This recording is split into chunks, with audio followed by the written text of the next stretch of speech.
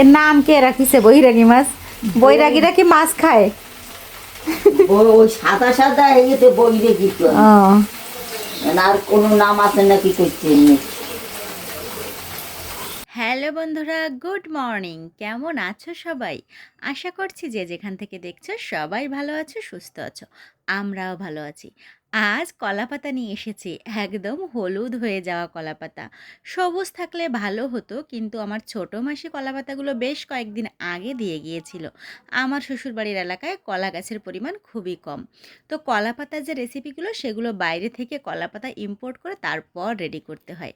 তোমাদের সঙ্গে আজ আমি শেয়ার করতে এসেছি কলা পাতায় করা মাছের একটা ভিন্নধর্মী রেসিপি। এটা আমি আগে দেখিনি, তোমরা অনেকেই দেখে থাকবে। যারা দেখেছো কমেন্ট বক্সে জানাতে ভুলবে না। ওই যে দেখতে পারছো সাদা সাদা মাছগুলো, ফর্সা সুন্দর যে ছোট্ট ছোট্ট লম্বা লম্বা মাছ, এই মাছগুলো কি চেনো তোমরা? আমি তো চিনতাম না, শ্বশুরবাড়িতে এসেই প্রথম দেখলাম। সামুদ্রিক এই সুন্দর মাছটির নাম হচ্ছে বৈরাগী মাছ। আমার শাশুড়ি মা আজ কলা পাতায় বৈরাগী মাছের একটা রেসিপি করবেন। এটা আমি আগে খাইনি, আমার কাছে নতুন।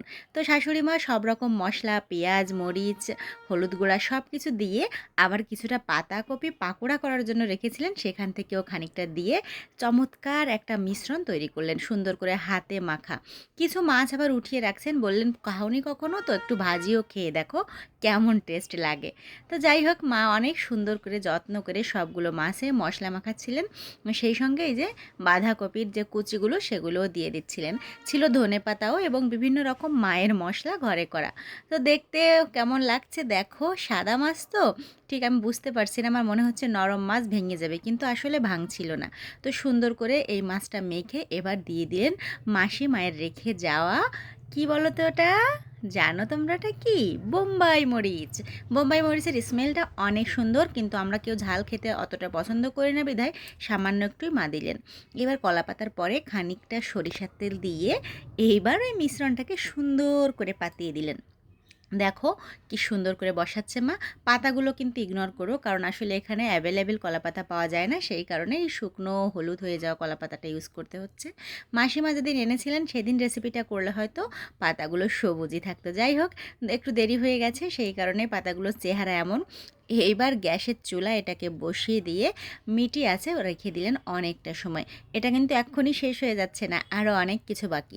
এদিকে যে ছোটো ছোটো বৈরাগী মাছগুলো রেখে দিয়েছিলেন ভাজি করার জন্য, সেটা পাশের এই তাওয়াতে করে নেবেন। ইগনোর আওয়ার তাওয়া, কারণ এই কড়াইটাতে ভাজি ভুজি ভালো হয় এবং মায়ের হাতের দীর্ঘদিনের কড়াই, এই কারণে উনি ফেলতে চান না, পুরানো জিনিসে মায়া পড়ে যায় না, সে কারণেই আর কি। যাই হোক, এদিকে অনেকটা হয়ে গেছে, মা একটু দেখে নিচ্ছে কতটা সিদ্ধ হয়েছে। তো মা বললেন যে হয়ে গেছে। এবার একটু ঘুরিয়ে টিরিয়ে নিচের দিকে দেখছেন যে পাতাটা পুড়ে গেল কি না, যেহেতু তাওয়াতে ডাইরেক্ট কড়াইতে দেওয়া এবং কলার পাতাটা তাড়াতাড়ি তাপে পুড়ে যায়।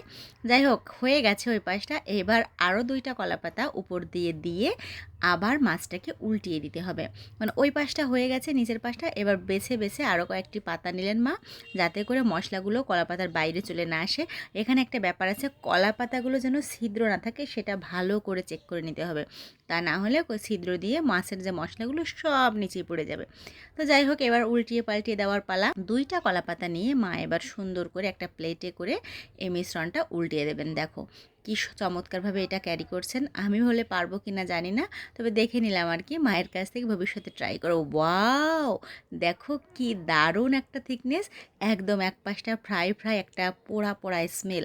এখনই আমার জিভে জল চলে আসছে, খাওয়ার সময় তো আরও টেস্ট ছিল, আর এই যে এডিট করতে করতেই মনে হচ্ছে আরও একবার খাই। তো চলো, আবার তাওয়াটাকে চুলায় বসিয়ে দিয়ে এবার মা মিশ্রণটাকে সুন্দর করে অন্য পাশ হওয়ার জন্য রেখে দিলেন।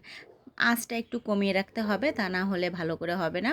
মা বললেন এই পাশটা হয়ে গেছে, এবার বাকি পাশটা হলেই খাওয়ার জন্য পুরোপুরি রেডি হয়ে যাবে। তো যাই হোক, আমার মায়ের হাতের এই বৈরাগী মাছের রেসিপিটা তোমাদের কেমন লাগলো সেটা কমেন্ট বক্সে জানাতে ভুলবে না। আমার কাছে কিন্তু বেশ লেগেছে। আর আগে যারা খেয়েছো তারাও জানাবে, আর যারা খাওনি তাদের সবার নিমন্ত্রণ রইল আমার শ্বশুরবাড়িতে আমার শাশুড়ি মায়ের হাতের রান্না করা এই সুন্দর বৈরাগী মাছের রেসিপিটি। তো কলা পাতায় বৈরাগী মাছের রেসিপিটি দেখালাম, পরবর্তীতে দেখাবো আরও নতুন নতুন রেসিপি আমার মায়ের হাতের। ততক্ষণ পর্যন্ত সঙ্গে থেকো, ভালো থেকো, বাই।